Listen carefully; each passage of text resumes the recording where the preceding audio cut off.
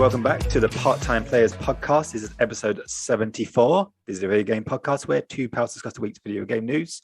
My name is Reece Lagden. I am joined, as always, by Bradley Seeley. Yo, big up PT players. Nice. I like that. That was really energetic. High energy. That's the most energy for the rest of the podcast now, though. Yeah. Let's tone it down because I feel like you've raised the expectations for the show. Yeah. And as always, it's going to be just a standard show. Can you imagine if we had that high energy for the entire show?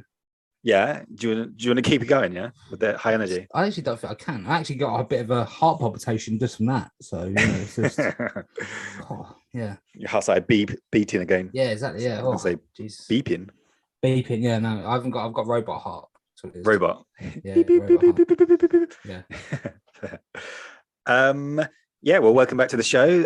This week, we're going to be talking about obviously, we've got some news stories as always. It's still a little bit quiet, although we had some, obviously, news about PSVR, which we'll go into, some GamePass news, some news about E3. For our main topic this week, we're going to do something a little bit different. We're going to be talking about some TV and movies. So we're going to be talking about Boba Fett TV show, and also just discussing, don't know if we will go into spoilers or not, maybe a little bit at the end of the discussion about Spider-Man No Way Home, which obviously came out last month. We've both seen it. So yeah. That's what the show's going to be. A bit of a late to the party on that one, because obviously everyone out there's already got their reviews up. But hey, we play by our own rules, okay? We don't play by We do, schedule. And it's not really a review, it's more of us just chatting, isn't it? Yeah. People can hear. There's two blokes on the internet, well, they think about it. Yeah. That's what obviously why people tune in. It's just to listen to us talk about this stuff.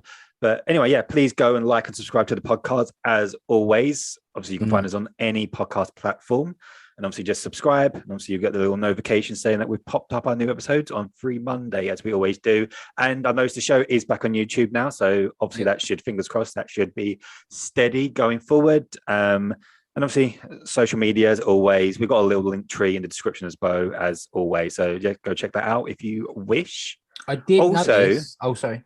Go on. I was only going to mention, I made a little promise last week and I didn't go along with it. I said if any of our returning listeners from last week, our main topic was about our most anticipated games of 2022. So if you haven't listened to that, go check that out now. But I said there was a theme running through all my games. And then I forgot to say what it actually was at the end. We kind of got a little bit sidetracked. The theme was, all the way through, was that every single one of those games was meant to come out in 2021. And they all got delayed to 2022. I see. Okay, I didn't pick that up. Didn't pick up on that at the time. Yeah? Yeah. Sorry, my dog's going. God of War, Horizon, Witch Queen, and Gotham Knights were all supposed to be 2021 games. The Year of Dreams, which wasn't to be. Yeah. And then now they're 2022 games. Yes. What is the first news story today? So let's go on to the first news story, which is PSVR 2 has been officially named, wait for it, PSVR 2. Wow. That is... That shocker. Is a catchy name. That is like, I guess we're confirmed that they haven't called it something really stupid, but, not really surprising, but that is the announcement. However, we also got some confirmation of the specs. And I've briefly, because I don't want to go through all these numbers as we've done in the past, it gets a little bit boring, but I have got some specs about it and obviously compared it to previous generations and maybe some other VR so we can see where it is in terms of the market on the higher end or lower end or whatever. So the first part is about visual fidelity, and it's 4K HDR OLED, which is not overly surprising, which is really good. Is the pixel per eye is 2000 by 2040 with a 120 refresh rate, which is certainly on the higher end from what I looked at. It's obviously a lot higher than the previous one, because the previous one, I believe, I've got down here was 960 by 1080. So it's more of just like a 1080p HD, but now we've gone into 4K. The highest end one is actually 5K, and it's at 2,448 by 2,448 per eye. So that is obviously mega, but yeah, it's pretty close to that, a very high end. So I'm expecting it to be a lot more of a crisper image than the previous one. Yeah, which is really, really cool. headset tracking. So the VR has now got an integrated camera within the headset itself that tracks you and your controller, which is really, really cool, as well as eye tracking. So the PSVR 2 can now detect motions of your eyes, which can also help with input in terms of your character. So by simply looking in a direction, you can actually create inputs on a character that you're playing with, which I think is quite cool and interesting for devs to innovate on. So that clearly means that there's no need for a PS camera. And there's also going to be a single cable, which is going to be USB-C, which is just going to plug straight into your PS5. Okay. And the headset, unsurprisingly, will only work on PS5. So it's not going to work on PS4. It's PS5 only. The other new Sensory features is going to have headsets going to have feedback, as in the haptic feedback and things like that, apparently. 3D audio. And obviously, it's got the sense controllers that obviously we've seen images of in the past, which also got adaptive triggers and the haptic feedback and all that stuff, a bit like the DualSense. The final part, and then obviously we'll go into your thoughts, is that we've got a game announced for it, a first-party game by Gorilla and Fire Sprite that have newly become a first party from Sony. They bought at the back end of 2021. And it's called Horizon Call to the Mountain. So we've got a Horizon VR game coming to VR2. I don't know if it's going to be launched. I imagine it will probably be aimed to be launched with the VR. Yeah, that is everything that's been announced. What are your thoughts on the headset, the tech, the tracking, all that? I like the idea. I like some of the new features. The eye tracking is pretty cool. That is also very high end. Only the top ones have got that. And less than with the, obviously, if you get that one, no need for the camera, so less peripherals. The big thing for me is the one cable. That is good because I didn't have PSVR, but we've said before, you bought it around mine once, and it was just kind of, you had it in a backpack, and you're setting it all up, and it was a bit of a rigmarole to get it all done. So one cable, just smash it into your PlayStation 5, done. That is big. I like that. I'm not a big massive fan of VR, so I probably will, or for the time being, when it first comes out, I will probably just let it slide. I'll skip it, but I just hope there's more. I don't know. I know there's some good games for the PSVR, the original one. I just kind of hope people invest more, if you can. I mean, like more games, more bigger games to. I don't know, to sell it. That's the thing for me. It was never really anything there that I really wanted to play. You had the Batman thing, which was a couple of hours. Yeah. The Star Wars again was, not very long. And I know there is some like Astrobot. I know Astrobot Rescue Mission. That was a big one. Everyone said that was probably maybe the best game on PSVR. Yeah, I really enjoyed that. And you can play Rogues. You can play Star Wars Squadrons in VR as well, can't you? So that's pretty cool. Yeah. That'd be bigger games. But the single wire is the one for me, and I'm interested to see what this Horizon game actually is as well. Hopefully we get more. Yeah, I totally agree with you. Firstly, on the games, obviously you need games and titles for this thing to work. Like any platform, it's just not going to work if it doesn't get supported. And hopefully we get some more first party stuff, as well as it's supporting maybe some of the higher end VR games where VR1 wasn't strong enough to take them, like the Half-Life Addicts and some other games that were just on Steam or Valve or whatever, or Oculus or whatever. They might migrate over to VR2, so it's all immediately going to get a library of games that might not already out, so that'll probably benefit it, as well as new up and coming games, and you can probably keep up with the PC, because clearly the VR1 wasn't powerful enough, or the PlayStation 4 wasn't strong enough to keep up with the higher end stuff. And also it's obviously investing as well, isn't it, with the number of units out there. Does a developer really want to develop the time, the money and the resources on something that's quite risky? So it's interesting. Like, I went and played Concrete Genie last year. That was like an indie game, really good. But I platinumed it. But there was like 3 trophies I couldn't get because it was Concrete Genie's a Sony first party.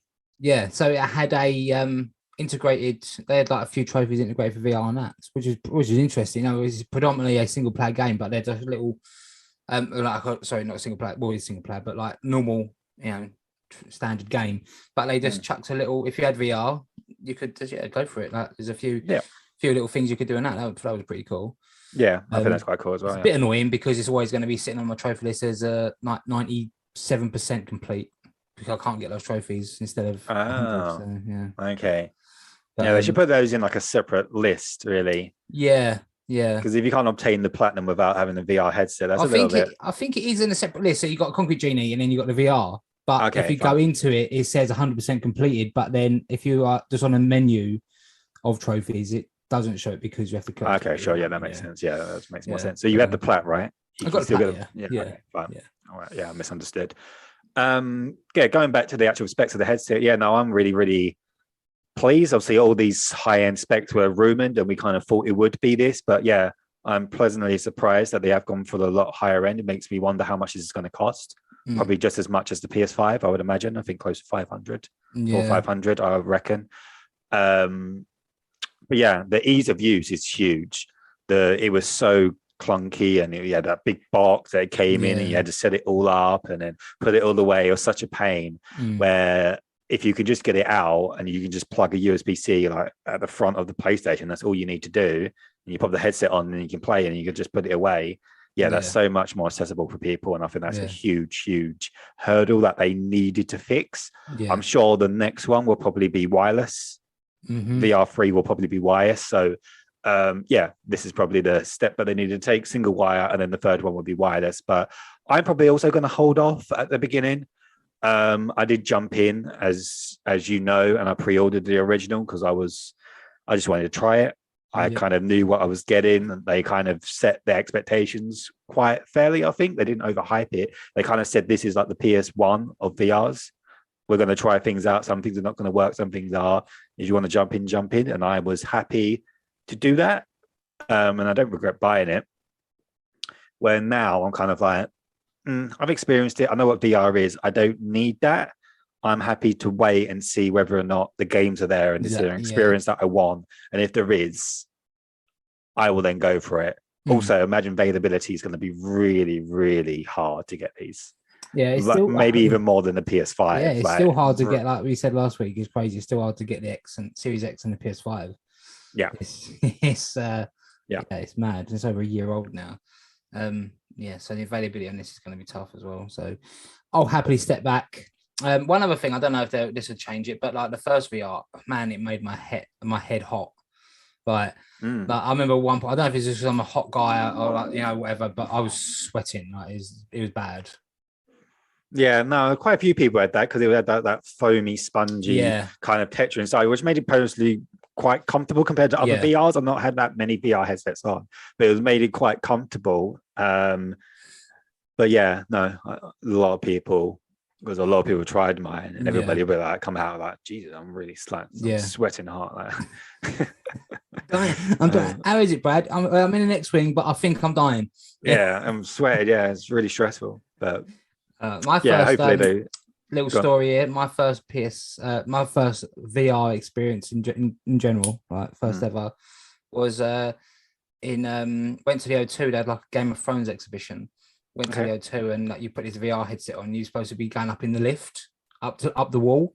And then like you walked along this, and they had like fans blowing. You got up to the wall, and you stood over and you looked over the edge of it. It was pretty cool. Yeah, okay, really, that's good. And like the lift, the thing you stand in moves and creaks, and as I say, there's fans, and it was pretty. No, VR is cool. Like when you get things where it's like a big scale, and you can see the perspective of it and being in it. It's there are moments where it's like, wow, this is amazing. Cool. Yeah, I like. I'm not against it. It's cool. But yeah, just have some good games. Yeah. Yeah. No, I'm more likely to get it than not get it. Yeah. In the generation of having a PS5, by the end of the PS5, I'm sure I'll have a VR2 at some point. I'm just not sure if I'm going to get it day one. And I imagine it's going to be very, very difficult to get it day one. And just generally at all for quite a while. Do you reckon it's going to come out this year? Back end of this year, do you reckon? Or next year? Yeah, well, it's you put dates on things now and they just get delayed anyway. I'd say maybe back end of this year. But Wouldn't be Okay, well, surprised say, if it was 2023. do Sony plan to bring it out this year? Let's say that rather than will it release? Yeah. You know what? I'm going to cover my bases. I'm going to say it's going to come out this financial year because that's April to April next year. So, yeah, I smashed it. Next for April. Okay, fine. Yeah, fine. yeah, that's what I'm going to say. Yeah. Yeah, no, I agree with that. I think that as well. But I think it will probably come out November 2022 would be my guess. Just before Christmas. They like releasing consoles and things in November, October. So November 2022, I would imagine, is the target release date.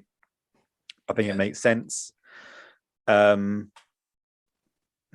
be 2 years after the PS5 and then releasing it. So I think that they probably, I reckon maybe 2 years after that, we then get the first new version of the PS5, I reckon, Slim or Pro or something in the next 2 years, 2024.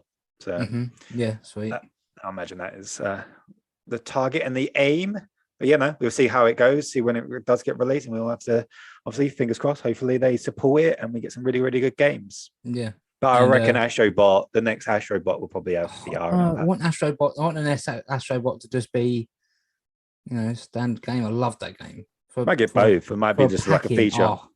For a packing game, it's brilliant. It was really good for a packing game. Yeah, it was really, really good. Yeah. And again, like I said before, my wife, she don't play games. She absolutely loved it. She done all the time trial stuff.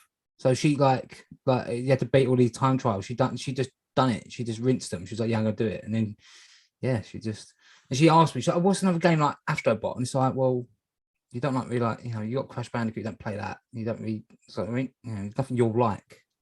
Platformers, right? It's a 3D platformer. Yeah, I know, but do you like Nintendo? Mario? Yeah, she likes Mario, but it's one of those things like the same as me, play it for half hour and you're like, yeah, I get it. It's Mario. And then you just turn it off. So Sure. Yeah. She'll be very happy if they announce another one. So and so will I, because I just really enjoyed it. Yeah, no, it was really, really good, especially for a game that was tied to the PlayStation. It really showcased the controller. Yeah. It just showcased the controller really well. And you're right, the nostalgia for the old PlayStation stuff was also really, really cool as obviously a fan of PlayStation. And then I like the little scenes where they were actually reacting moments of like PlayStation games. Yeah, exactly. Yeah. And I used to see it. And Ghost of Tsushima, and like I think it was there was a kill zone in there. Yeah, there was kill zone. Yeah, all these little Easter eggs. Yeah, Last of Us. Was there Last of Us? There must be a Last of Us. There was a Last of Us one. Yeah, I think I saw Ellie. There was Ellie and Joel. Infamous as well. So an Infamous one. Yeah. Final Fantasy 7. I saw that as well. And there's like the sword was in the thing. I don't even remember that. Yeah, I think it was Jack and Daxter as well. Maybe. Yeah, it was. Yeah. So, it's really good. No, it was really cool seeing those bits. You was like, oh wow, look at that. Okay, next news story number 2 is about E3, and E3 is going digital for 2022 again. So the ESA have decided to cancel the in-person event for 2022. So E3 will be going online only again due to COVID concerns. That is it, really, other than, I guess, our thoughts. I think E3 was already kind of dying, a really slow death. Yeah. I feel like it's like become more and more underwhelming. Maybe it's just me, but I've heard that generally from other people. And now it's gone digital. I think it's not nowhere near as good.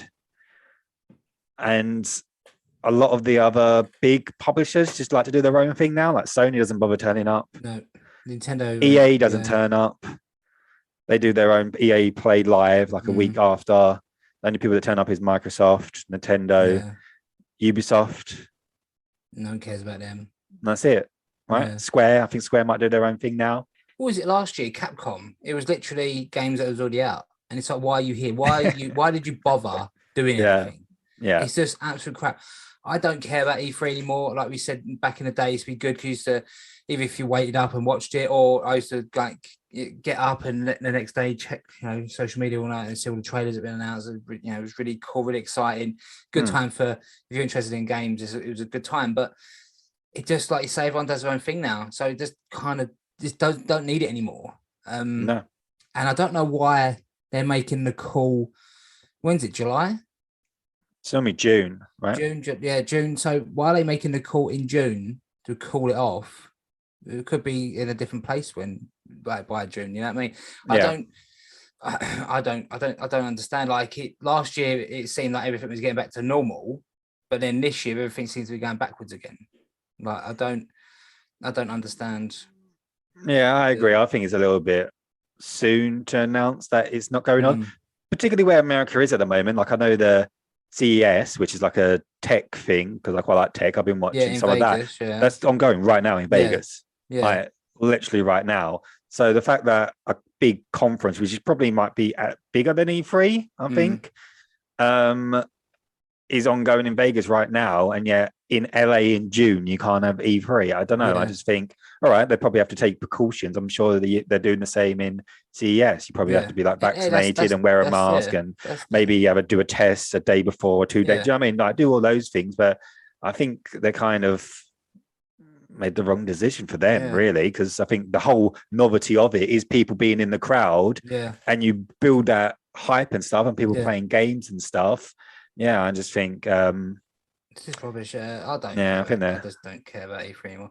Like saying about cancelled events as well. I was supposed to be seeing something in over here in June, and that's been cancelled. And they're saying, 2023 now. Looks like it's going to be 2023, and it's like, but it's 6 months away. You know, it's.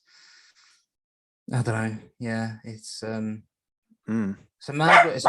Oh my god, I'm deaf.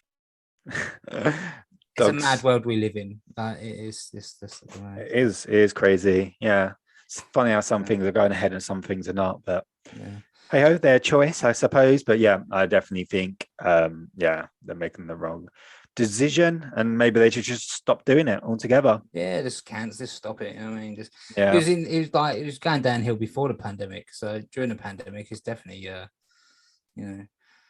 Yeah, the first time for me was when Sony's decided to not do it, because they were always obviously my most anticipated, or the thing I was looking forward to the most. Yeah. And then when they went, nah, we're not bothering. We don't need E3. We're just going to do states of play, just randomly throughout the year to drip feed you not very good pieces of information, and then maybe we do one good showcase in September. That's what you're getting now. So that's clearly what they're doing. We get a really shit states of play, maybe quarterly, and then we get one good showcase in September. That's what Sony is doing now. So you know what to expect, because they've done it for the last 2 years. So I expect they're going to do the same this year. So yeah, I'm not overly bothered. Obviously, I'll still look out for trailers. I'm always interested to see what Microsoft are going to do.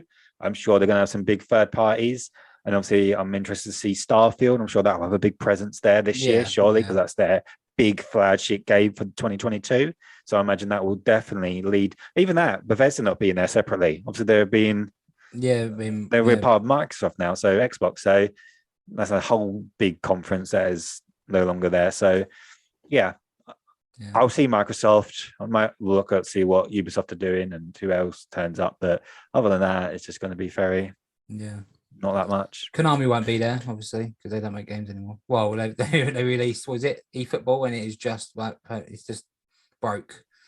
Yeah, did they plan to go there though? I feel like they did plan to be there, and then they decided to cancel it because their games are just not ready, or they just don't have any games. They realized someone signed them up, and then they asked like, "Oh, well, so what we're doing for E3 presentation?" They're like, we ain't making anything. I was like, oh shit, well, we better cancel that slot.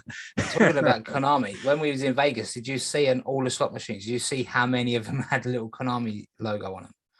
No, I didn't know. That's what they make now. They just make. I didn't know that. Yeah. Okay. I was sitting down at a few of them and just looked down, and that bang, there's Konami, and it's like, wow, you used to make Metal Gear. You know, you used to make Metal Gear. Now you're making a slot machine, making me lose all my money. So yeah, they look good though. So they do. I'll tell you, I'll give them one thing: the slot machines they make, they look good.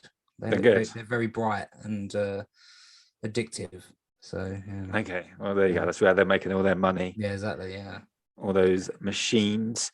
Yeah. But they did do a deal with, was it Blooper? I can't remember what the studio's called, but they agreed to that they were going to do a Silent Hill. So we're getting the new Silent Hill. Obviously, all those rumors about Metal Gear remake or new Metal Gear, blah blah blah. I don't know where that is. I don't know. I feel like there was too much smoke for that not to be true. So I'm sure we'll surely see a little bit of that at some point.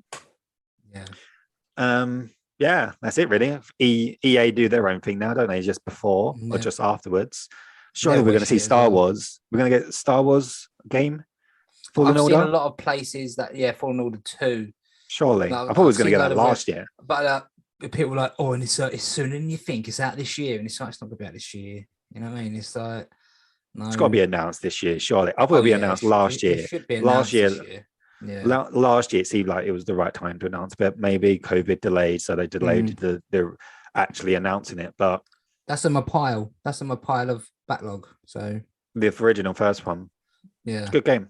Yeah, gonna have to get to that at some point. So. Yeah, I was going to try and replay it because he did the PS5 upgrade. And I thought it was going to like visually look loads better, but not really. Yeah, not really at all. Yeah, so for me, it'd be all right because it was a little bit better. I think I played the first level. I've played the level when you're on a train. I think I've done that. Okay, yeah, it gets so much better. The beginning bit is quite restrictive of what you can do because you've got to unlock a lot of abilities, but once you get past that and you start unlocking abilities, and you kind of stop from being like a Padawan and you turn into like a Jedi, you start to get really good. So it gets really good, and the story and the characters, they've got really good personality. You will like it. You just need to get past that beginning bit, and it starts to open up a bit. Yeah, I'll do it. I will get to it. Yeah, you will like it. It's really, really good. By far the best thing EA had done with Star Wars in recent times. Anyway, next news story. Game Pass has a new addition, and it's Ubisoft Plus. So Ubisoft Plus, if you don't know what it is, it basically is a service similar to, I don't know, Game Pass and I don't know EA Play and EA Play. I was about to think there's another big one that does that. Yeah, but basically like EA Play, which is also on Game Pass. So basically, a service allows you access to more than 100 Ubisoft titles, which is normally a part of just a single monthly cost. And it includes games, DLCs, and they're normally available on launch day as well. Some of them. You also get monthly rewards, including cosmetic booster and in-game items. Ubisoft also announced alongside this that Rainbow Six Siege Extractions, which comes out later this month on the 20th of January, is also going to be a day one edition on Game Pass. Wow. So as soon as it drops, it's going to be on Game Pass? Yeah. So does that mean Far Cry 6 is on there now? He's going to be on Game Pass? If he's on Ubisoft Plus, yeah. And he might be, yeah. No. I think Valhalla is. Oh, really? Wow. I think so. Yeah, you know what? I'm actually looking at my Xbox now, and it's just covered in dust, and it looks sad. And yeah, it's ridiculous how good a deal Game Pass is. Obviously, I know I said it last week, and I'm going to keep saying it. And this is one step closer to Ubisoft coming under the umbrella of Microsoft. They are going to get acquired by the end of this generation. Ubisoft would not be an independent publisher and developer unless one of their live service games gets a really big hit. I'm sure one of them will work in the next thing. I don't see Far Cry working like that, and I get why they're doing it because they need to change it up because it is kind of just following the same basic. Like Far Cry 1 and 2 were different. We're totally different to each other, and then from 3 onwards, they're like, "Wow, this works." Everyone loved Far Cry 3. We're literally just going to rinse and repeat. And don't get me wrong, I like 3. I love 3. 4 was good. Just played 5, finished 5 last week, and I really enjoyed it because I'm one of these people that just likes going into just playing a silly shooter game just for fun. But I'm also the kind of person that I know what kind of game they are, so I wouldn't rush out and buy it full price. So I buy all the Far Cry games in the sale because I know what they are. I know they're more of the same, and I don't want to drop 70 quid on it. You know, sure. I know the Days Gone man will be, he won't be very happy with me with saying that, but that's life. So, he was moaning again this week. He was moaning again this week, because did you see that they sold the same numbers of copies as Ghost of Tsushima, but they didn't get to do their next game. Whereas Ghost of Tsushima is so big about it. Just you know what? I played both. I didn't play a lot of Ghost of Days Gone. I know Ash did, but even he said it kind of got a bit boring. Whereas Ghost of Tsushima just had the narrative that was you wanted to sit to the end. The story it gripped you, and the combat and that was so good. And when you just go and meet find those Ronin and you have the showdown, it's just so good. Whereas Days Gone, from what I played of it a little bit, it just wasn't very good. Like the motorbike was a big part of it, and I know I only had the motorbike at the beginning, so it might have been like not very kitted out, or whatever. But it handled like a boat. It was like you were steering a yacht on land, and it for a motorbike, it should be it should be a little bit more agile, nimble. But yeah, the guy just needs to kind of just let it go, man. Days Gone 2 ain't coming. So, Yeah, I think the big thing that was upset about is that Sony tried turning them into like a support studio for Naughty Dog, yeah, which is a little bit insulting. I get why they got a little bit upset about that. They're like, we created like a whole game, yeah, with a decent studio, and now we're just underlings to Naughty Dog. yeah. Like, let us make our own game, which they are now allowing them to do, but still, it's bad. Yeah, I know what you mean. But yeah, you know what? It's getting more and more. I'm gonna have to soon. I think Far Cry 6 is on Ubisoft Plus. Oh wow.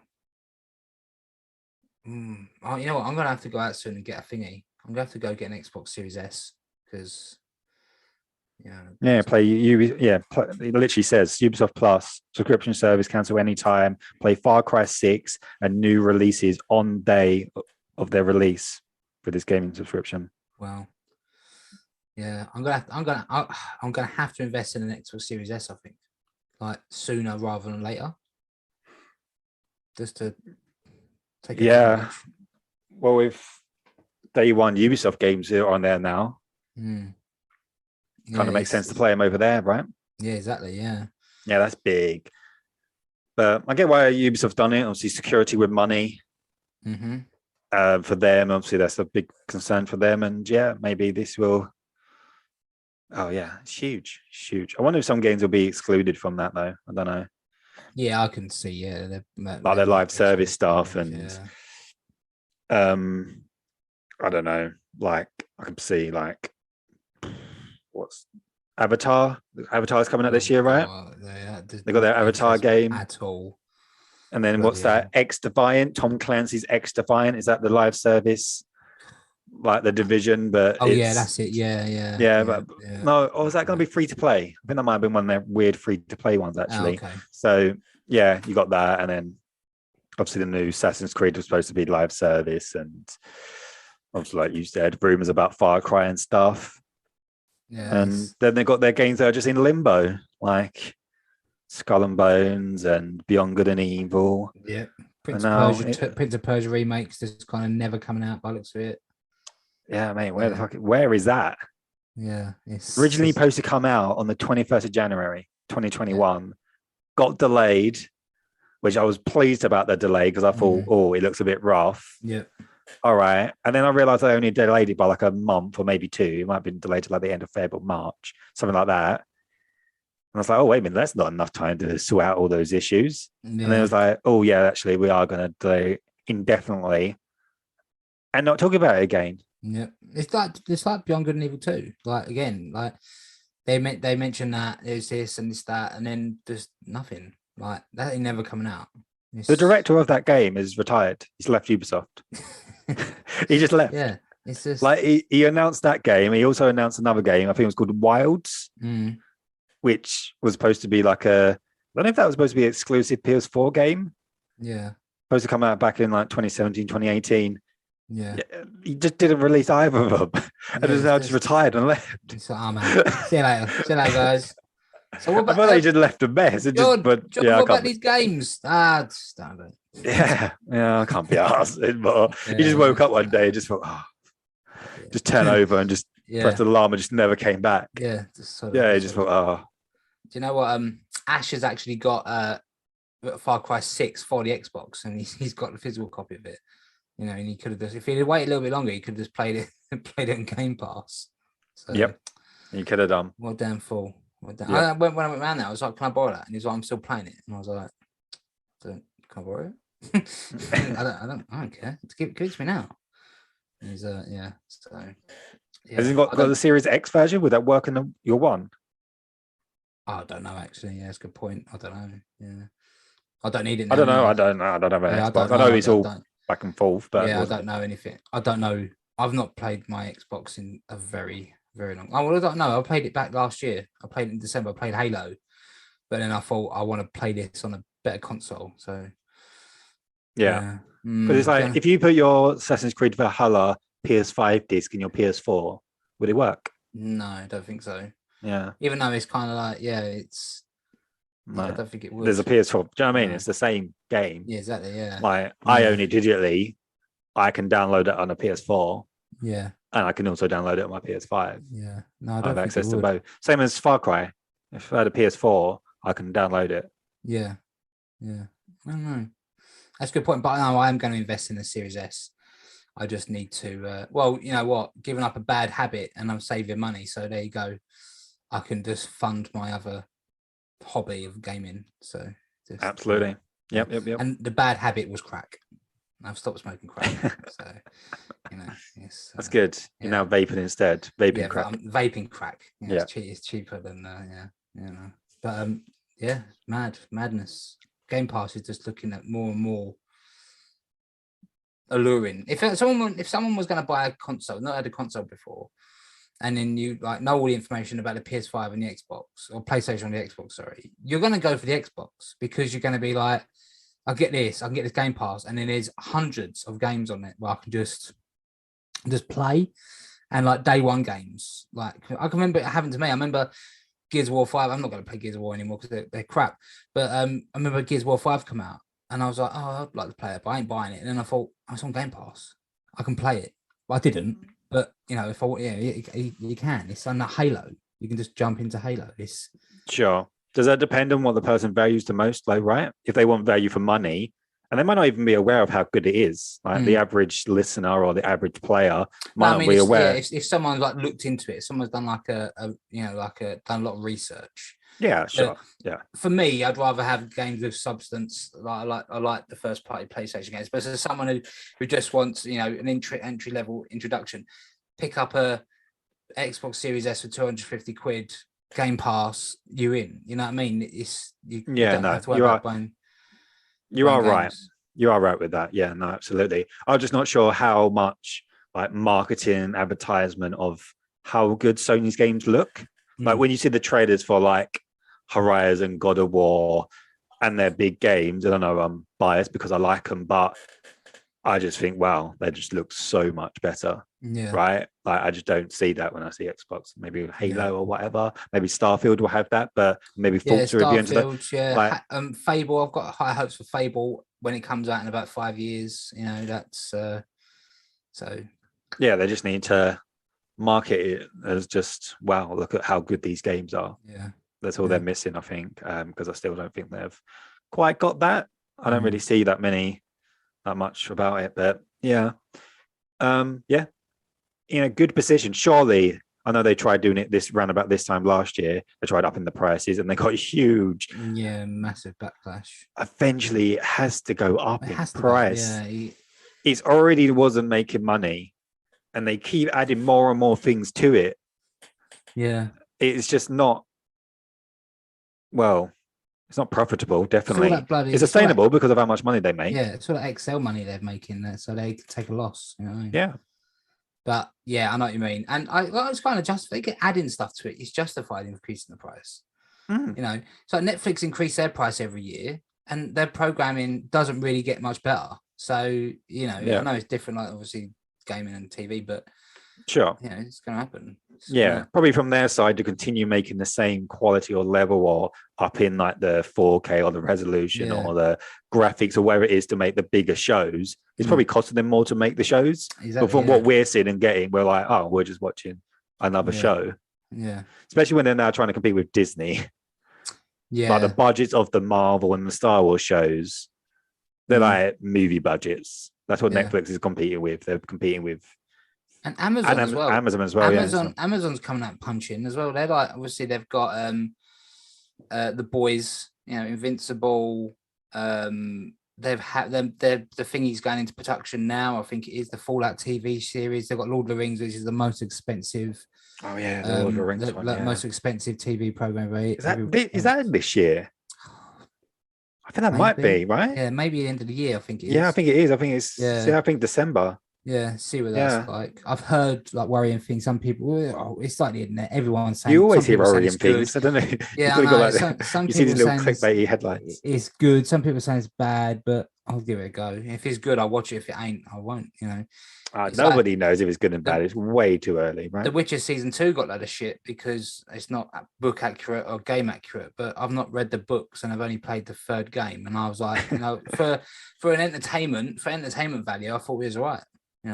So I thought it was really good. yeah, I thought It was really good. It was really but, good. yeah, Yeah, no, I don't really listen to critics. When it yeah, comes to like TV and films now, especially like this kind of genre, I kind of know what I like. I know what I don't like. I'm going to give it a go, and I'll just make that decision myself. I'm not really bothered exactly, if everybody told me that. I don't know. Obviously, we're going to go on to talk about Boba Fett. If everybody said, "Oh, the first 2 episodes of Boba Fett was shocking, it's bad, like the worst things," I'd be like, "No, it's not. I don't agree with that. I don't really care." Do you know what I mean? It's like when everybody loved The Last Jedi and said, "Oh, that's the best Star Wars." No, it was shocking. Yeah. Do you know what I mean? Like, who cares? I got my own opinions. But yeah.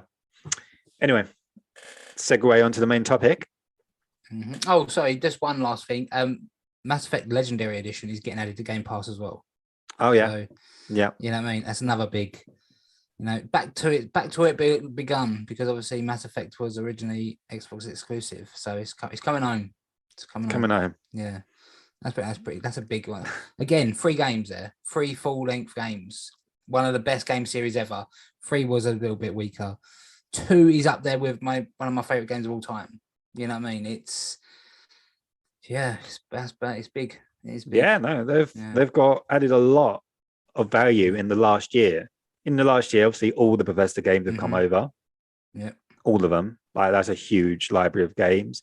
And in that time, they've actually released some really, really big games. Yeah. Psychonauts, Forza, Halo, and now Ubisoft is joining the thing. Mass Effect's now joining it.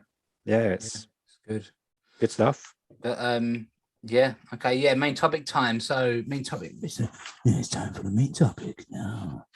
On Pity Bliss Pod. That's my movie voice. Because we're talking about movie. We're going to talk about movie. So Spider-Man, No Way Home. Little Tom Holland playing Spider-Man. Everyone knows who he is. What's he gonna do? So yeah, I'll give a brief summary. If people this might, I'm gonna say stop listening now if you haven't seen it, because I can't trust me or Reece to not spoil it.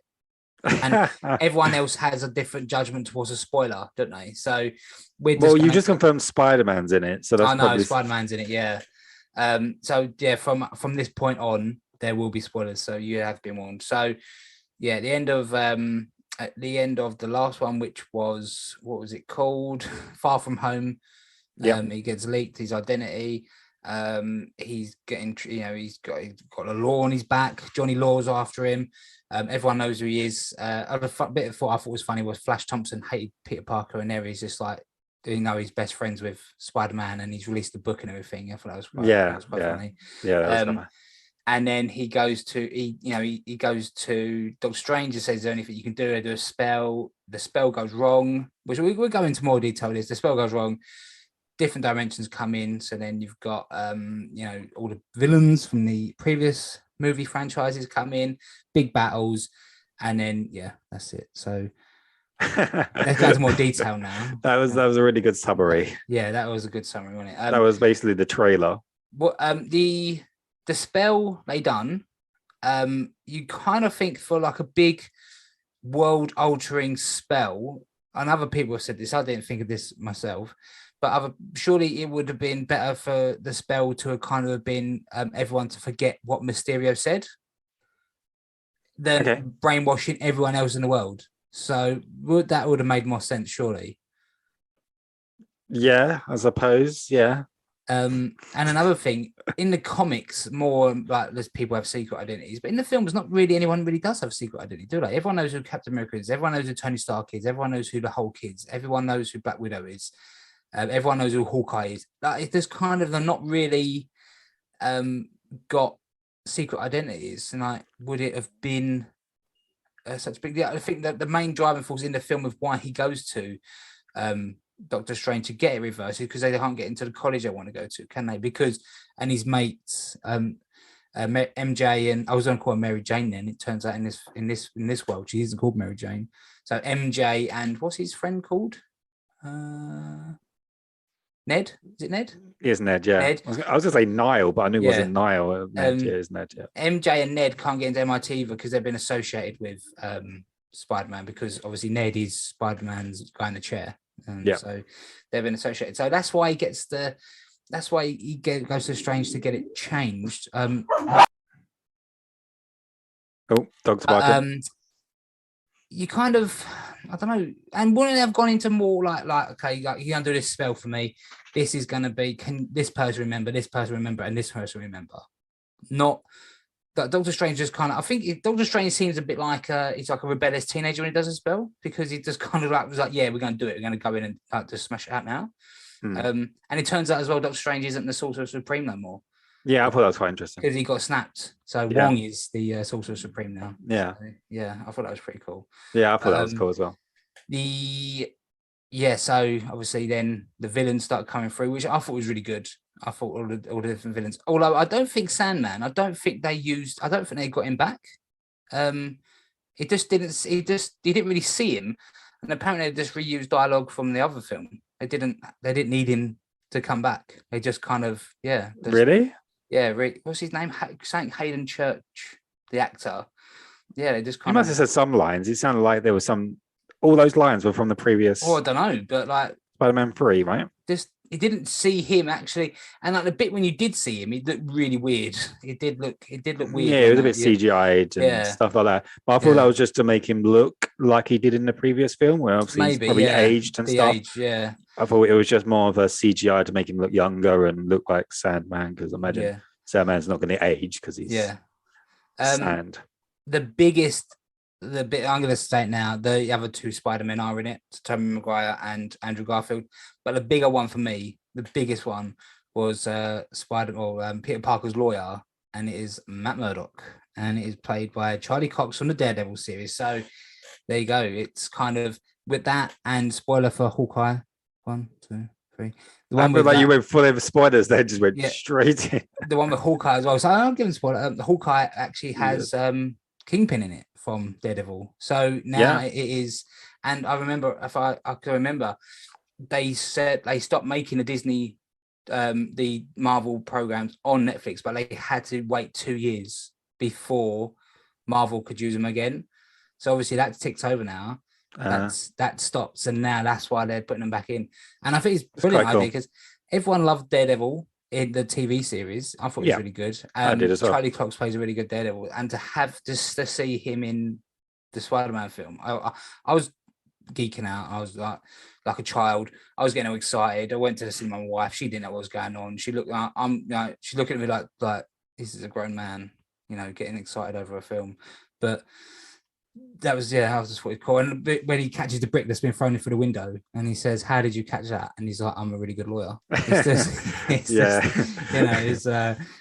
thought it was brilliant. And what do you think about the I say cameos? Daredevil was a cameo, but obviously the other Spider-Men. What did you think about the way they was introduced and how they fit in? Do you think that was out of place, or did you think they fit in like well?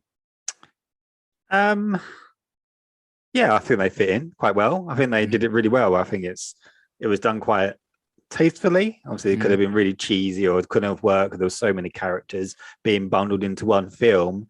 But no, I feel like the blend of all the Peter Parkers, when they're all obviously answering when they say Peter or whatever, and they're at the end, obviously around the Statue of Liberty and stuff, and they have the big fight at the end. Yeah, no, it was really fun seeing them be together. It was really cool seeing Tobey Maguire and obviously Andrew Garfield. It was also Spider-Man, because I like both of them. Obviously, particularly Tobey back in the day, the original Spider-Man. Yeah. I love those films, particularly Spider-Man 2. So yeah, it was good to have the villains back.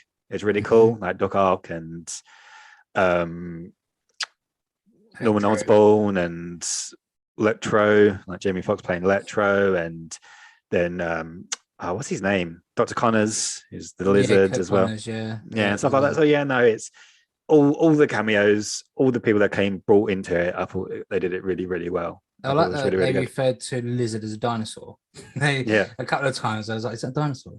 And I thought that was good. I like the the the Andrew Garfield Spider-Man got referred to as like Spider-Man number 3, and he's like, I'm not number 3, I'm number 2, and he's like, no, I'm number 2, and he's like, okay, I'm number 3. It's like, it's just like, I thought that was good. And the fact that Tobey Maguire Spider-Man, he doesn't have web shooters because it comes out of his body, and they're all kind of like, what's that all about? Yeah, it's weird. Like, yeah. weird, and he's like, I don't really want to talk about it, and and he's saying like, you are like he's saying to Andrew Garfield Spider-Man, you are an amazing Spider-Man, and he's like, oh no, it's like, that bit as well. I was smiling like a big kid when all 3 of them was like fighting you say around the Statue of Liberty. Like, so was I. If there was a camera on me, I probably was also grin to grin, just like, wow, the 3 of them all swinging. Yeah, that's amazing. It's just so good. The bit I really liked is when Spider-Man from the MCU Spider-Man was like trying to fix them all. That bit where he spider senses golf and he doesn't really know why, and it goes all like weird and he's like tripping a little bit, and it's because he realizes that he's got the sense that Norman Osborn is evil. He's acting. He's not turned good, and he's evil. And that the fight between Spider-Man and Green Goblin is brutal. It is quite brutal, like, smashing him through floors. And like Green Goblin just absolutely annihilates him. He just proper fucks, and he fucks shit up with Aunt May. And I wrote down here, don't say the line, with great power comes great responsibility, because you will die as soon as you say that. And that's what happened to Aunt May. She said the line, she Uncle Ben's line. She got she got killed, and that's actually a really emotional scene. It was an emotional scene. I'll tell you what was also a really emotional scene for me, because it was emotional in the Andrew Garfield moment, is the Gwen Stacy falling. Yeah. And when MJ falls. And he caught her. Oh. Yeah. And I thought that was a good thing as well, because he kind of he redeemed himself a bit. He couldn't catch Gwen, but he caught MJ. That was a good scene. I really like that scene. But the bit where Aunt May dies and like Happy he pulls up, because obviously like earlier on in the film they'd like split up, and he's a bit upset about it. And and he pulls up and he must know she's dead, and he's telling Peter to run, because the damage control, like I think in the comics that was kind of more like just builders that kind of went in and fixed stuff when stuff got damaged. But in this they're like another arm of the law, like. So you got like they're like the CIA or the FBI, CIA or the FBI kind of thing, like Department of Damage Control. So like they're all there to arrest him. But I thought that was good. Sad, sorry. And the bit where he brings them all back to Happy's apartment, all the villains, and he's like, who are these people in my apartment? Is that he's one from a dinosaur again? Like he sees him on the camera.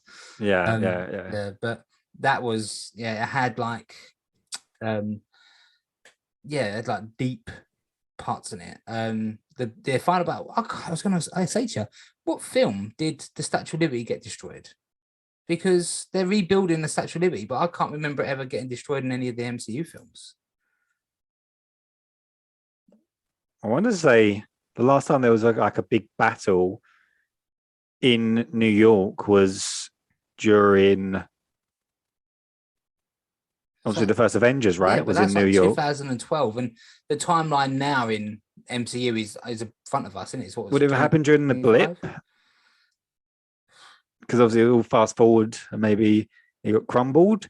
Also, when Thanos, in the end of Endgame, is the Avengers near New York? It's like upstate New York, isn't it? I don't know. Yeah, I don't know.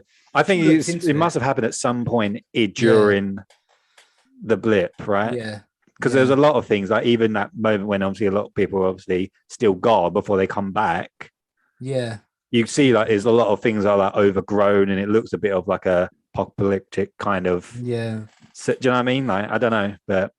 Yeah, that was the bit as well. Like, you had redeeming like points for Andrew Garfield catching MJ, like you say, and kind of like maybe like Tobey Maguire, because MCU Spider-Man was going to beat the Goblin to Green Goblin to death. He was going to, and then he kind of stopped him and was like, "No, you don't do it." And then he got stabbed. He got shanked by a Goblin. But I thought he was good as well. Like once the chip got replaced in Doc Ock, he was good. Like he it was the arms that was controlling him. So then once that once that was taken over, he was he went back to being good. Sandman's kind of, he wasn't really a bad guy anyway, really, was he? Because when he first saw Spider-Man, he was like, "Oh, it's me," because they kind of, at the end of the Spider-Man 3, kind of let him go, didn't he? Because he wasn't really ever a bad guy. Same with like with them being consistent with the whole Doc Ock thing. It was always the arms and legs, whatever, that were controlling him, and he was fine before. Obviously, he was friends with Peter. It was his teacher or whatever, right? Yeah. But I suppose the only really truly evil one was Green Goblin, right? And again, that was because of that Venom stuff he put in him. I don't know. Even Electro wasn't really either, was he? To be fair. Exactly. Yeah, Electro. Yeah, because he was saying like, you know, he was just a bit of a nerd and, you know, and all that. But yeah, it was good. I thought that was quite funny when they both spoke about Sandman and Electro talked about how they got their powers. Yeah, about them falling in. They both fell in. He fell in with the wheels or whatever. And he fell in a. It's like you got to be careful where you fall into stuff. Yeah, exactly. I thought that was really good. Like the bit at the end, and then to the end, Doctor Strange, he gets out of because he's been trapped in the Mirrorverse because Spider-Man trapped him in there, and then it's going off. You know, shit's going crazy, and you see everyone who have from so many, like hundreds of different realities who know Peter Parker, Spider-Man, they all start coming through. And there's one I saw, I didn't see this. One of them was Craven. I saw that online, that, you know, like you kind of saw the outline of the people coming in. So one of them was Craven. The one I did notice was Rhino, like the comic book Rhino, where he's just like wearing a Rhino suit. Okay. And I noticed that one. So then to stop that happening, Spider-Man says you're going to have to do a spell where everyone forgets. And then Doctor Strange is like, everyone will forget, even me. Like, no one will know you are Spider-Man. Like, Peter Parker kind of won't exist. And he said, yeah, do it. And then there's another quite moving scene where he's saying to MJ, this is going to happen. And she's like, oh, you know, come and find me. And he's like, yeah, I will. But you know, when he goes to see her, when he goes to see her, she just kind of, obviously, she just has no inclination who he is, and nor does Ned.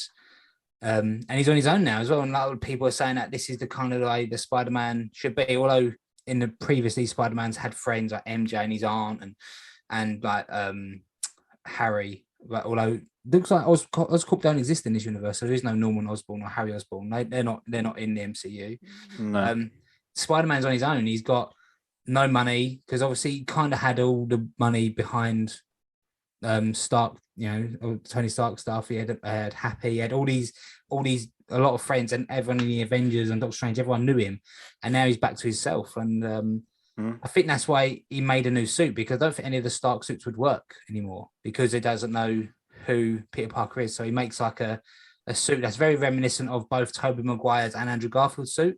Yeah, it's very classic. Very blue. Very blue. Shiny blue, classic Spider-Man. Yeah, he's back to that in a little tiny apartment by himself. Yeah, it's kind of very Tobey Maguire. Yeah. Original Spider-Man solo. Yeah, on his own. Looking like trying to get work and that. So that, you know, I think that was pretty cool. He's going back to basics. I reckon they will retcon it where something happens and MJ does remember him. I think that will happen. And this is the question I have. And now Doctor Strange said, everyone on the planet will forget who you are. So it kind of must have like deleted all his digital footprint as well, because I don't know if you noticed, he had like the GED books. So that must mean all his school records are gone, because obviously he finished high school and he's going to go to college. That must be gone. So now he has to do the GED just to get into like college again and all that. Everything must have just everything's gone about him. So I was saying, because in the film they mentioned Nick Fury's off-world. So will Nick Fury know who Peter Parker is and he's Spider-Man? Because it said everyone on planet Earth will forget. So Captain Marvel, she don't particularly know him, but she might remember him, and Nick Fury, and like Thor and Guardians. You know, Guardians, yeah. So they could still know who he is. Yeah, I think you're probably really spot good. on with that. Yeah, no, I think you're spot on. Quite a good point. point. Yeah, Because he No? said to Damage Control, didn't he? He said, "Oh, when I was Nick Fury, Nick Fury told me, was given the orders. It's like Nick Fury's been off the planet for a year, you know. So yeah, because obviously that was the scrolls that was pretending to be Nick Fury. But yeah, I think that could be good. You know, like people come back and be like, "We know who you are." It's it's a good thing. But yeah, it's a good film. I think it's the best Spider-Man film. Period. Ever. Yeah. Okay. Yeah. I think I really like the MCU Spider-Mans or whatever. But yeah, this one I think it was just. Yeah, I think this one tops it. Yeah. I don't know. It's close with Spider-Man 2, but the original Tobey Maguire Spider-Man 2 was my favorite Spider-Man prior to this. I really, really like that. But this might probably top it. It was fantastic. Did you like did you stay for the post-credit scene? It's the Doctor Strange trailer, wasn't it? Was it? No. I can't remember. It was Venom. Yeah, no, I did. Yeah, that's right. I did stay for that. And yeah, that's one thing I don't get. Why did he get pulled over? Because you don't know Peter Parker's Spider-Man. Like, no, I don't know. He doesn't know. And other people knew. And it doesn't matter if they're dead. So Harry Osborn knew he was Spider-Man. Why didn't he get pulled over? You know, there's a few gaps in it, but I'm not going to say it's a bad thing. Did he die? He's dead, right? Yeah, but they all died. Electro died, and Liz. Okay, yeah, you're right. Yeah, they're all dead. So they would have all come back as well. But you know, I guess I could get James Franco, whatever his name is. Yeah, he couldn't get James Franco. He's kind of he does some bad stuff. So yeah, I don't know. It's yeah, but I don't care about that. Was they had enough enemy, like the bad guys they brought over for the main ones anyway. To be fair, the new Goblin in Spider-Man 3 was terrible, was absolutely dreadful. So yeah, but I like that. Oh yeah, I did like Venom just talking at the bar, and then he just disappears, goes back. I really, really like Venom. Venom's by far my favorite Spider-Man villain. Yeah, and I really want a good movie where it's just the whole movie is Spider-Man versus Venom. Yeah, they were saying that the Tom Hardy Venom is set in the MCU universe. Okay, which obviously it's not because it wasn't. And now that because I think in the trailer or actually the film, in the background of the Venom that there be Carnage, there was a poster with criminal written on across Spider-Man. Okay. So everyone was like, "Oh, it's Tom Holland," but he's obviously not because he got dragged into that universe. But now they're saying he could be set in the Andrew Garfield universe. Okay. Because it was pretty cool, like what Andrew Garfield said. I think after Gwen Stacy died, he said he carried on being Spider-Man, but in the end, he just kind of got a bit disillusioned and he stopped pulling his punches. And I want to see that film. I want to see Spider-Man who's kind of he's been doing this so long. Yeah, he's lost his way and he's just started to not care. And reminds me a little bit of have you seen the cartoon, the Into the Spider-Verse? Yeah. Like a bit like that Peter Parker where he's old and he's Peter B. Parker or something, couldn't it? Yeah. Yeah. He's MJ old, dead or she's left him or I think something got divorced, didn't he? And he's just he's fat like, and given up. Just don't care anymore. Yeah. But I think that was pretty cool. And like Tobey Maguire, he's like, "Oh, you've been stabbed," and he's like, "Oh yeah, it's happened before." So he's just, and like he said, like he's still with MJ. He's like, it wasn't easy, but it's not easy, but we're trying. So he's obviously still with Mary Jane, and that's nice. Yeah, it's good, and I really want to see another Andrew Garfield Spider-Man now. I think he was really good, and he was getting grilled for a year about whether he's in this film, and he had to keep denying it. He did. He lied, lied and said no. Yeah, the bit when Ned, because apparently Ned's got magic now as well. The bit where he opened the portal and you saw Spider-Man run in, I was like, that's going to be a different Spider-Man. And when he comes and he pulls the hat off, he's put his mask off. Sorry, and it's Andrew Garfield. I was like, oh shit. It's quite cool. When I asked him to test it, and he was like hanging off the ceiling with one hand. It was like, well, that's not enough proof. It was like, that's enough proof. Yeah, and that Ned's mum or Nan was like, oh, can you get that cobweb or something there? And he's like, yeah. And then Tobey Maguire just didn't have one in his suit. He was just in normal clothes. But then he's like, oh, do you have your suit? And he was like, yeah. And he like showed it. He's just underneath his don't know if he's closed it off. It was really cool. Yeah, no, it's I don't know. super cool. It's just a really good film. And they said this is going to be the last one, but I think that it's made over $1 billion now. So then they're like, you know what, we'll do another one because it's guaranteed, money in it. It's just It's huge. It's Spider-Man. They're definitely going to do more. He'll sign another 2-3 maybe deal. I just don't think they're willing to give big contracts out anymore because they did that with Robbie Downey Jr. and Chris Evans and stuff. They had like 10 movies or whatever they had to stick along with. Probably same with Chris Hemsworth. He's probably still going for his. But, but I think Chris Evans got paid $300,000. Like, it's a lot of money, obviously, to me and you, and like regular people. He only got paid $300,000 for the first Avengers, like the first Avenger, Captain America film. Okay. And then like you say, by the end of it, by Endgame, he must have been on millions. So it's it's cool. I really I'm looking forward to seeing what they do next. And I don't know if you know the Eternals. Don't know if you've seen it. That's on Disney Plus this month. So yes, I haven't seen it. I've been waiting for the Disney Plus for it to release, so I will watch that. What is the next big Marvel film? Oh, it's Doctor Strange in Feb. Yeah. Feb next month. Is it next month? I think so. February. Yeah. Let's have Google. So overall thoughts of Spider-Man No Way Home, amazing. Amazing. Yeah, I think anybody that's just listened to that can clearly tell that we are thoroughly enjoyed it. It was really, really good. I just can't even, and I just want to see Daredevil and more stuff. It will definitely pop up. They're not just going to tease that one thing and bring him back. Just 6th of May, by the way. Oh, it's 6th of May. Yeah. Okay, I don't know where I got Feb from. Yeah, 6th maybe of May. Was that originally? You got pushed back, maybe? 4th of March is Batman. So, the Batman. I'm looking forward to the Batman. Yeah, I'll go and watch it. Maybe we'll watch it together. Yes, we'll watch it together. Maybe you'll blow me out again. I don't know. No, I'm not going to blow you out. We'll watch it together. So Nicole, my wife, she saw the trailer for Uncharted, and now she wants to go see that. So we're gonna go.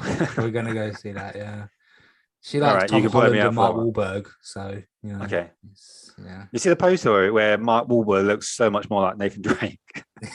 Have you seen that trailer? He's standing behind him, and it's like, it's Nathan Drake and his kid. But it's actually the other way around. The other way around, yeah. And I'll give it a go. I'll watch it, and I'll let you know what it's about, like what it's like. But it's cool. They're gonna have moments from the. I know you obviously haven't played the games really, other than 4, right? So you're not really gonna 1, 2, and 4. I haven't played 3.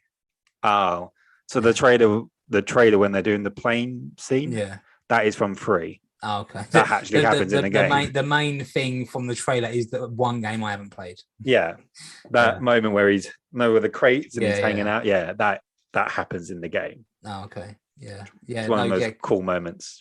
I know, because the number 2 opens up on the other an iconic part of the game is the train in it when you're hanging off the edge of the cliff. But, there's cool moments in the game. I'll let you know how that goes. Right now, on to another Disney franchise. Everything's owned by Disney. Disney control the world. It's monopoly at this point. Yeah, it's Boba Fett, however you want to say it. The Book of Boba Fett. Yeah. On Disney Plus, we've had 2 episodes so far. Yep. It's a lot of flashbacks in these first 2 episodes. Again, there will be spoilers in this. If you haven't seen it, go and have a watch and then come back. We will be here because that's how this works. We're just going to be. That's how podcasts work. Yeah. We will be on the internet forever. So go watch it, come back because there's going to be spoilers. A lot of flashbacks. I think one of the coolest ones I've seen that they've done was you saw him in the Sarlacc, like in the guts of it. Yeah. Just so because apparently it takes it's got a weak digestive system. It can take like hundreds of years to digest something. Oh, really? Okay. Then there's a stormtrooper in there as well, wasn't he? Kind of went and nicked his oxygen. So you kind of see how he's like burning it from the inside. You kind of see how he escaped, but not really. You don't see him climb out or anything. You kind of see him punch a hole through his gut and then use his flamethrower to burn it, and then the next thing you know, he's out the sand. Yeah. But it goes that the first episode, it shows you when he's introducing the Mandalorian, he had like a gaffer stick, which is like the Tusken Raider weapon. You kind of show you how he survived, and he kind of got into this tribe. And they're like wearing different clothes as well. These Tusken Raiders, aren't they? They're wearing black robes. Yeah. I don't know if that's like just because it's a different clan. Sure. Yeah, I didn't really notice that. But the one thing I did realize that Rodian, who was caught up with Bubba, who's a prisoner with the Tusken Raiders, a little bitch, snitch bitch. You know, as soon as he started trying to escape, and he was like, "Oh, do you want me to free you?" And he started like, telling, like, calling the guards and that. Yeah. So yeah, I noticed that was a bit, and they had like a new monster. They introduced like a new tattooing monster. It's kind of six-legged. God, like a cyclops kind of. You know what it reminded me of? It reminded me of the old stop-motion monsters from like the old films, like have you seen them like back in the 60s, like Jason and the Argonauts? Okay. The Ray Harryhauser creations. I thought it was really cool because I loved those films when I was a kid. I was watching with my dad, and like they had like these really, I don't know, like the Minotaur and all that, and it was just janky and just. I thought that was pretty cool. Yeah, it is. Yeah, I did watch a video about it, but like really don't know if I think they just kind of made it up for this. This thing. And another thing that was bugging me, I was like, what the hell are those things they're digging up out of the sand? Like, are they just like pods of water? How are pods of water getting in the desert? But I know what they are now. They're called black melons. And they grow in like the Junta Sea or wherever they are. And it's filled with like milk. And humans can drink it, but it apparently tastes horrible, according to Obi-Wan. So, yeah, so that's kind of like the first episode. What else happens? Oh yeah, you see Bubba is in a back to tank, and he's kind of receiving all the, I don't know, diplomats and crime lords or what bounty hunters around Tatooine that come and hit to him to pay their respect to him because he's now in charge. Tribute and stuff. Yeah, you had a Trandoshan in there come in, and he give him like a Wookiee pelt because obviously they're renowned for hunting and trading Wookiees. Sure. And then you had the mayor of that Wookiee in episode 2. I know I'm jumping ahead a little bit, but wow, he was cool. Yeah. I've got. Yeah, no, I know I'm jumping ahead, but cool. he was bad. You got the mayor of Moss. Is it Moss Elba? It's not Moss Eisley. It's like a bigger settlement in it. Moss. I don't know. Is it not Moss Eisley? It's not Moss Eisley. No, it's. I thought he was, because I thought he's going to the same bar with the same band. Yeah, no, it's that the blue. I can't remember what he's called. He's got a name. He's got a backstory and everything. But the blue, the blue like elephant. Yeah, I know. Yeah, he was on Jabba's barge, so obviously he escaped. So yeah. VIP, mate. Cool. Yeah, no, Tatooine. It's the highlight. Like Max, I'm pretty sure his name's like Max Sang. It's just, I don't know, but yeah. So you got the mayor didn't come himself. He sent his like underling or whatever, and he's kind of like a little bit. It was obvious he didn't care like Boba Fett was. He didn't bring him a tribute or anything. Yeah. So then Boba goes to where does he? Oh, he just walks around town. He's walking around town, taking in the sights, and then he gets attacked by some assassins. Yep. And he's getting fucked up basically. And all I'm going to say is, do not mess with Gamorreans, because they come out of nowhere and they just started.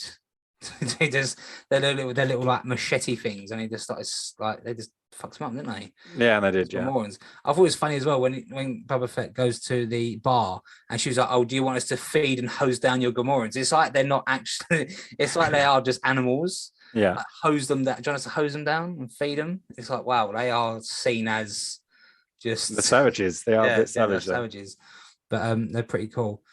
And then he says, "Rush me back to the tank," and then you had a bit more flashback of him defeating that monster, and then like the clan, the Tusken Raiders, kind of accept him as, even though that kid, like the little kid Tusken Raider, takes credit for it because he's holding the head. They kind of know, obviously, it was him.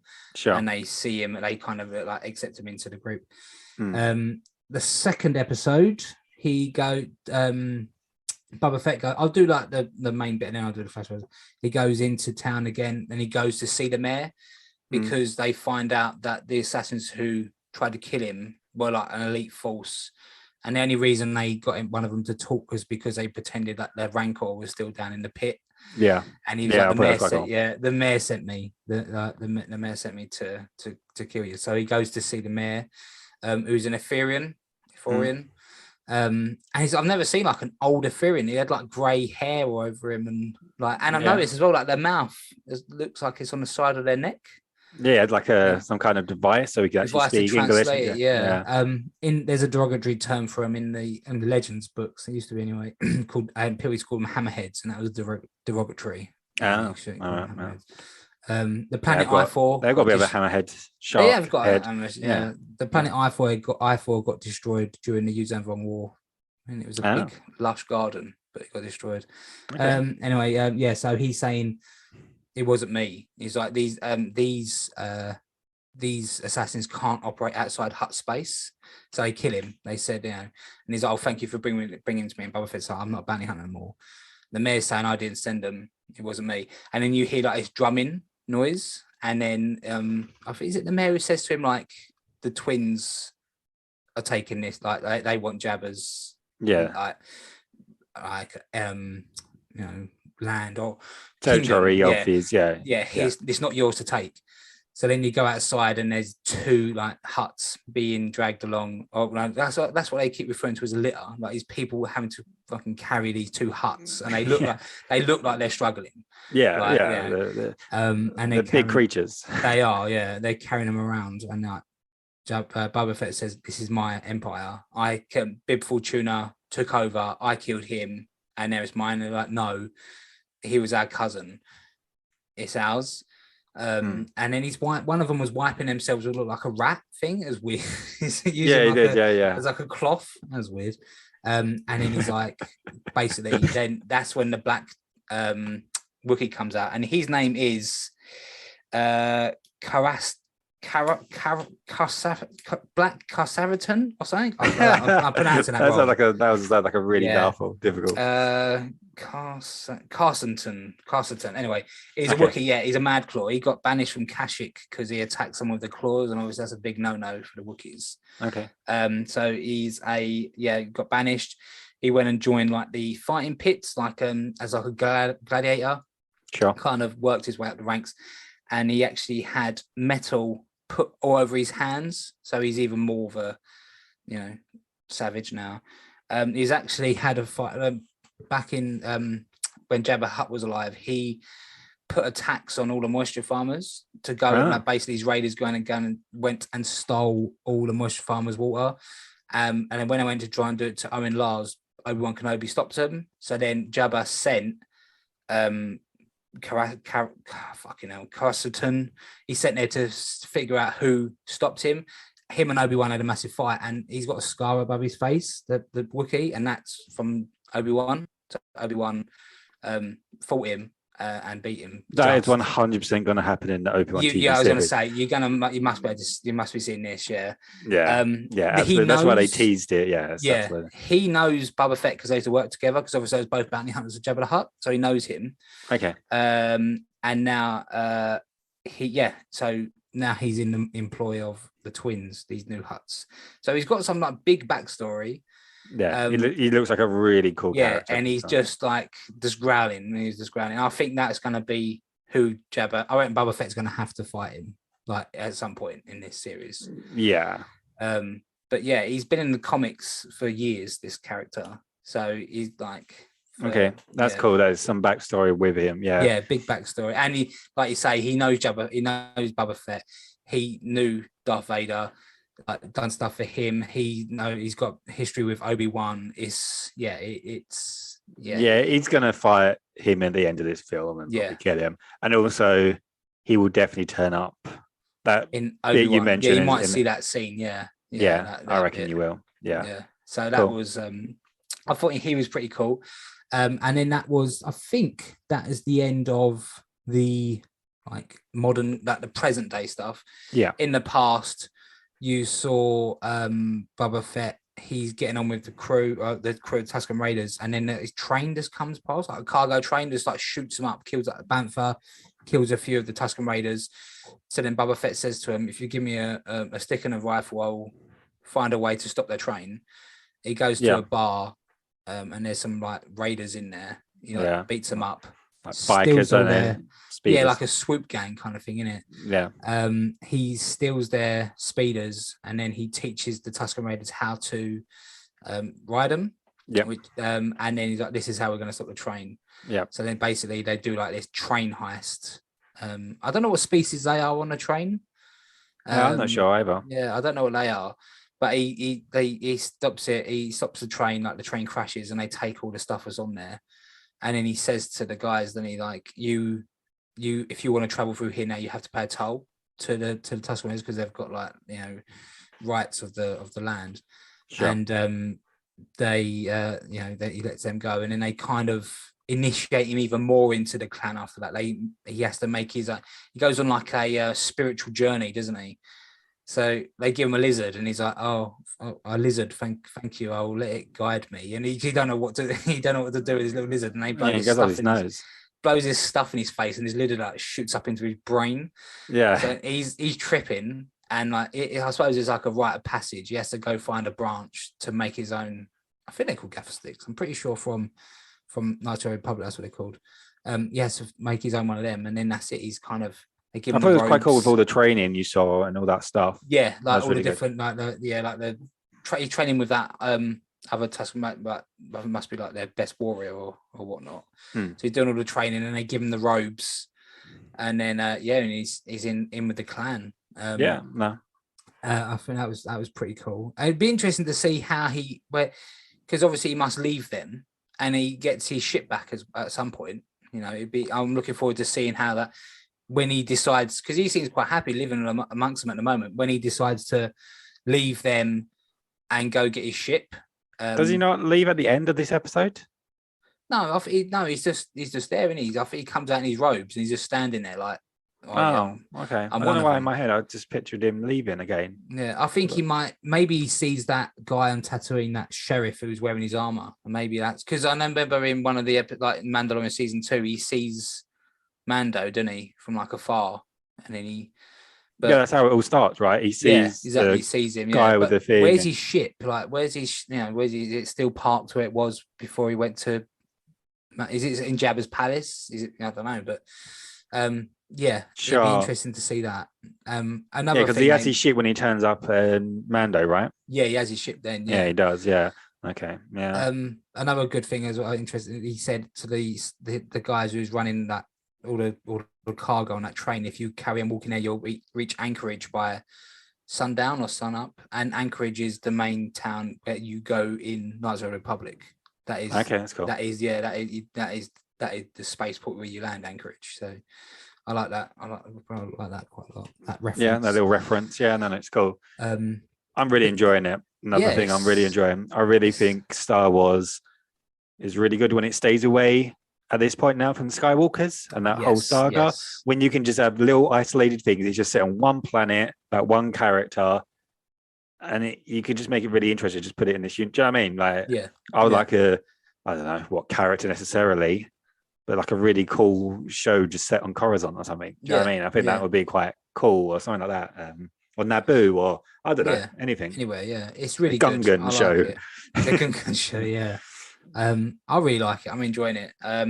There's one question I have is I don't know why is he always in the back to tank? Like he sleeps in it.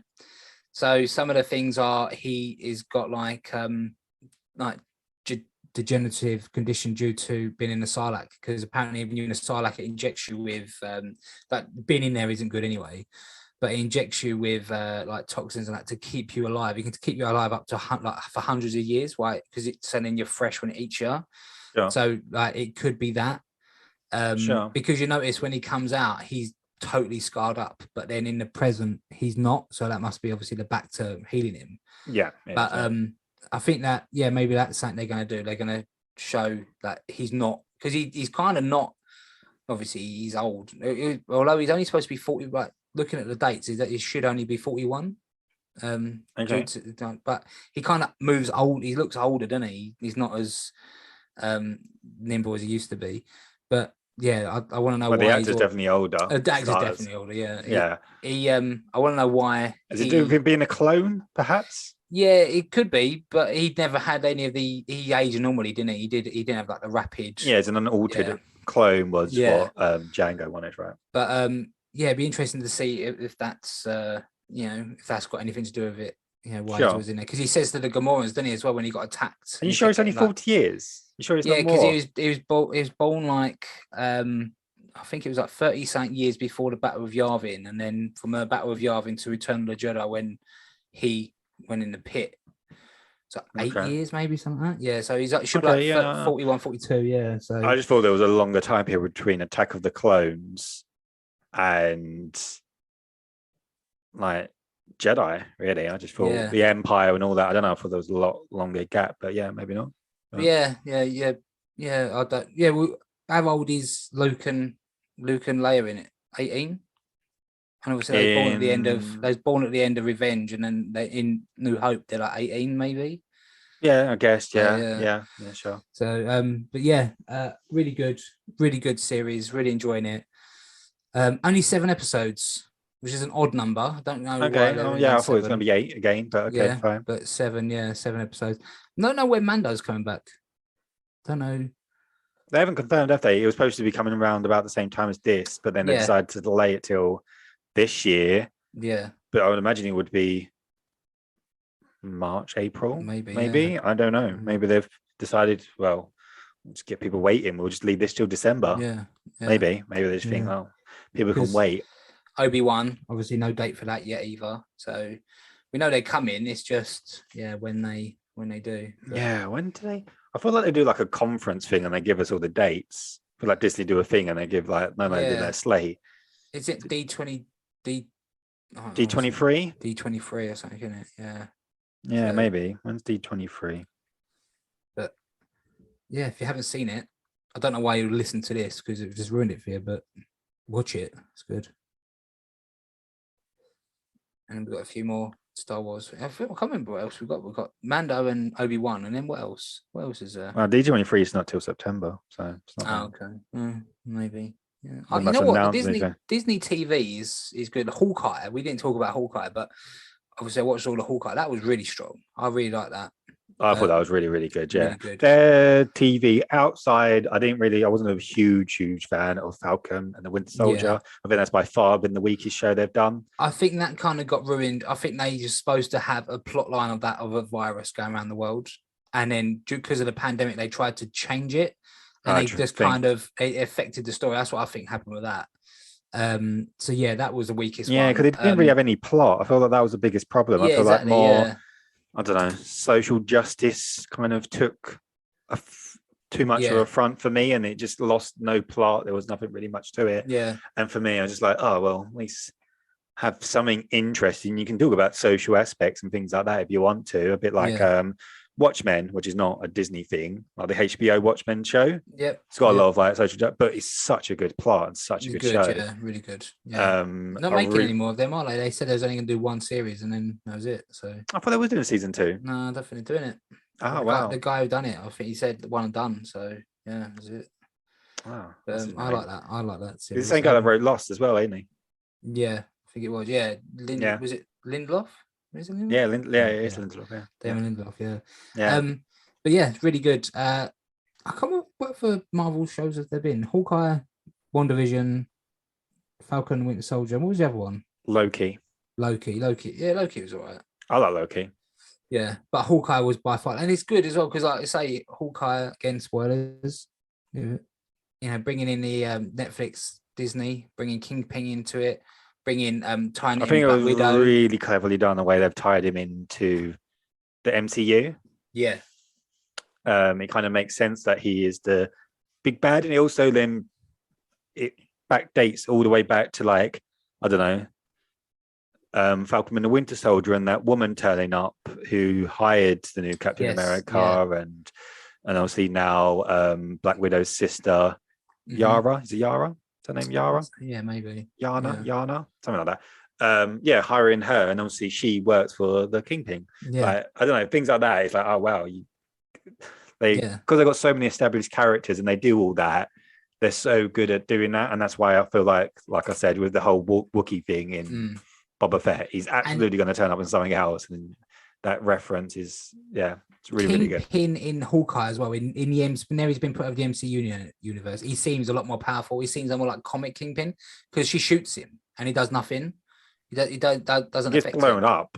Gets blown up. He doesn't affect him, and he's so strong. He's just like chucking he's chucking Kate Bishop everywhere. But I don't believe he got shot and he's dead. No way. They wouldn't bring him back just for that. I can't see him bringing him back in for 2 episodes and then killing him off screen, because you notice as well he got shot dead off screen. He's not gonna. She got shot. Who? The girl that was shooting him.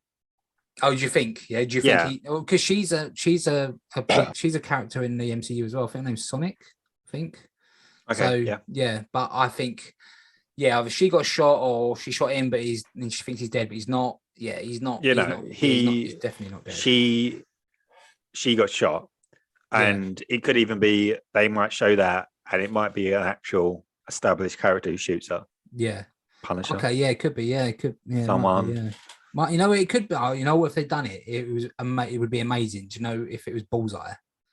Yes. Oh, that would be. Yeah, it cuts to you're gonna get that flashback and Bullseye's on the roof and he just that would be. Yeah, from miles away and just goes bang and and then you just hear that bang. Yeah. But and I like the way they framed it as well. They the angles they done, because like Vincent D'Onofrio is a big guy, but obviously he's not as big as Kingpin would be. But the angles they shot him in, they gives an impression he's just an absolute unit. He's just and he's a really good actor as well. I think he plays the character really well. He did in Daredevil on Netflix, and he's doing it again. The way he talks, so I'm glad he's back. Yeah, he's very good.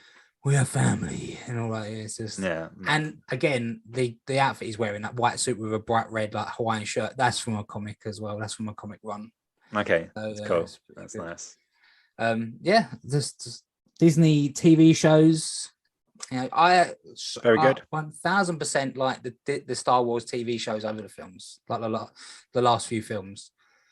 Like I've said before, they kind of ruined it for me, but the TV shows are winning it back. They're dragging me back in. Hopefully now they've realized their mistake from those 3 films, that they can't be chopping and changing between directors. It's not even 3. Like The Force Awakens was good. After the Force Awakens, I was like, my God, this is a good film. I'm in.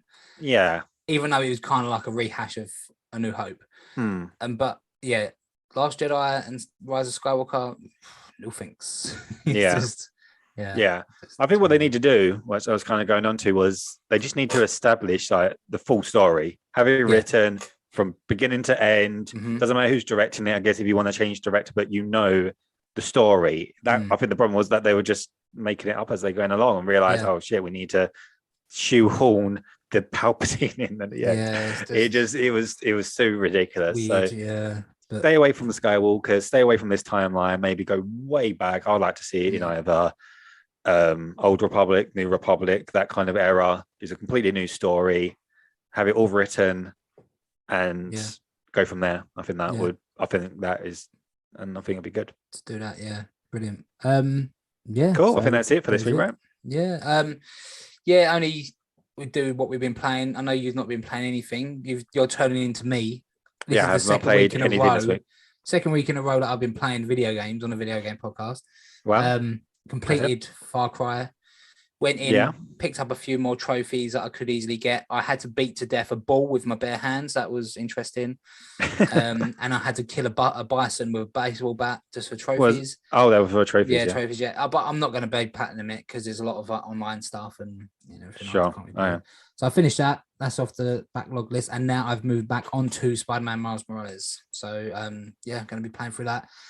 Did ask again on Instagram, and again you and another comment, someone else who commented on it said I have to go in for Last of Us 2 again. So people spoken, mate. Sorry, you did the play. At some point, I will go back into that. I'll transfer my save over though, because I want to do the thing where you kind of skip the whole game. Yeah, skip like that, and then just play it. Yeah, so I will get to it at one point, but that was. But I think that's it. I think that's it for the week. That is it. Episode 74. 4. It is 74, yes. I know it's that last week the podcast got uploaded on Sunday. Did you? Yeah, it was on Sunday. Yeah, I so don't people know. had an early podcast last week. So, Well, lucky them. yeah, I did lucky them, yeah. schedule the usual time, midnight UK, Monday. Yeah, it just Maybe it switched to upload now, and it got Yeah, I don't uploaded know, when I yeah. posted it. But it didn't Yeah. matter, yeah. But yeah, thanks everyone who's listened, stuck with us, waffling on about Star Wars and Spider-Man and me geeking out over Spider-Man and whatnot. And yeah, we'll be back next week with episode 75. And yeah, follow us on all our social medias, like we said at the beginning. Check out the link tree. And yeah, just have fun, guys, whatever you're doing. Just have fun. Anyway, the best way to have fun is to follow us on Instagram. That's the best way to have fun. Absolutely. And download 5-star review us on Spotify or Apple Podcasts. Yeah, please do. Please do. Yeah. Anyway, until next week. Thanks, guys. Bye. Bye.